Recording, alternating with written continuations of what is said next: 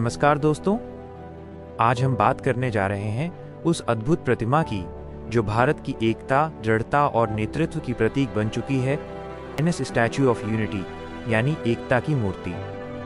यह सिर्फ एक मूर्ति नहीं है, बल्कि एक सपना है, भारत के लौह पुरुष सरदार वल्लभ भाई पटेल के विचारों का मूर्त रूप। तो आइए जानते हैं इस विशाल प्रतिमा की कहानी, इसके निर्माण, इतिहास, तकनीक, महत्व और उससे जुड़ी हर दिलचस्प बात।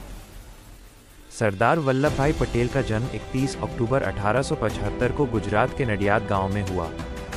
बचपन से ही वे अनुशासित, बुद्धिमान और निडर थे। उन्होंने कानून की पढ़ाई इंग्लैंड से की और भारत लौटकर स्वतंत्रता संग्राम में कूद पड़े।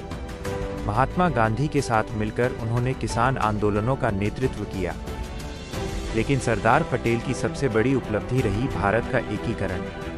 1947 में जब भारत आज़ाद हुआ तब 562 रियासतें थीं। कई राजा रजवाड़े अलग अलग देश बनाना चाहते थे, लेकिन सरदार पटेल की राजनीतिक बुद्धिमत्ता, दृढ़ संकल्प और बातचीत की कला से उन्होंने लगभग सभी रियासतों को भारत में मिलाया। इसलिए उन्हें कहा गया भारत का लौह पुरुष। 2010 में गुजरात के तत्कालीन मुख्यमंत्री नरेंद्र मोदी ने एक सपना देखा कि सरदार पटेल की ऐसी प्रतिमा बने जो दुनिया में भारत की एकता का प्रतीक बने।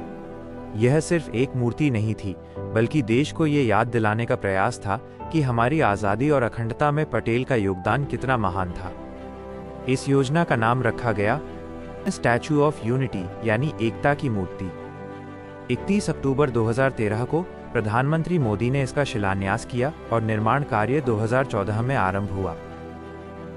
इस परियोजना को लार्सन और टूब्रो L&T कंपनी ने पूरा किया। निर्माण में लगभग 2,989 करोड़ रुपए की लागत आई। लगभग 3,400 मजदूरों और 250 इंजीनियरों ने दिन रात मेहनत की। प्रतिमा की ऊंचाई 182 मीटर 597 फीट रखी गई, जो इसे दुनिया की सबसे ऊंची प्रतिमा बनाती है। यह प्रतिमा नर्मदा नदी के तट पर केवड़िया, गुजरात में स्थित है। सरदार सरोवर बांध से लगभग 3.5 किलोमीटर की दूरी पर। प्रतिमा कांसे, ब्रॉन्ज की परत से ढकी है। अंदर की संरचना इस्पात, स्टील और रीइंफोर्स्ड कंक्रीट RCC से बनी है। इसके बाहरी हिस्से में लगभग 1,700 टन कांसे का उपयोग हुआ। इसे बनाने के लिए पूरे भारत से किसानों ने अपनी लोहे की औजारें दान की। इसे कहा गया लोहा अभियान।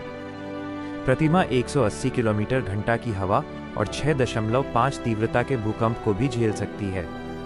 इसके अंदर 2 लिफ्टें लगी हैं जो 153 मीटर की ऊंचाई तक जाती हैं। ऊपर जाकर पर्यटक सरदार सरोवर बांध और नर्मदा नदी का अद्भुत दृश्य देख सकते हैं। यहाँ सिर्फ मूर्ति ही नहीं है, बल्कि पूरा स्टैच्यू ऑफ यूनिटी कॉम्प्लेक्स एक पर्यटन केंद्र है।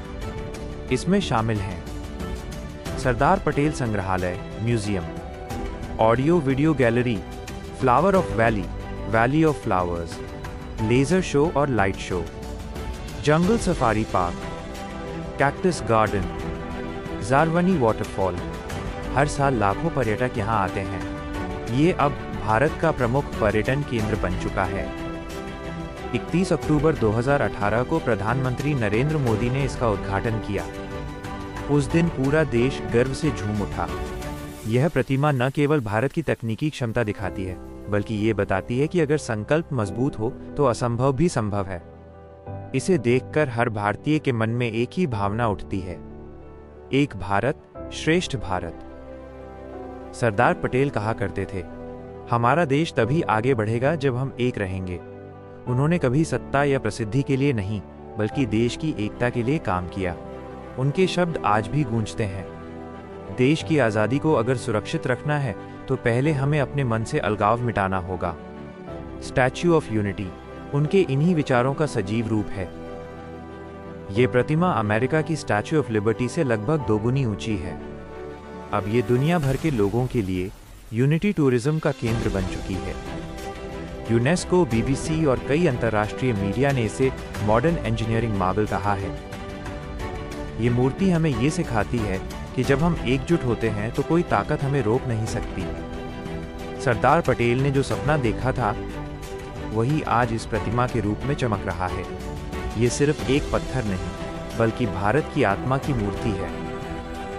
दोस्तों, जब आप स्टैच्यू ऑफ यूनिटी को देखते हैं तो महसूस होता है कि हम एक महान देश के नागरिक हैं। ये मूर्ति हमें हमेशा याद दिलाती है कि हमारी असली ताकत हमारी एकता में है। तो आइए हम भी प्रतिज्ञा करें कि हम भारत की एकता, सद्भाव और प्रगति में अपना योगदान देंगे।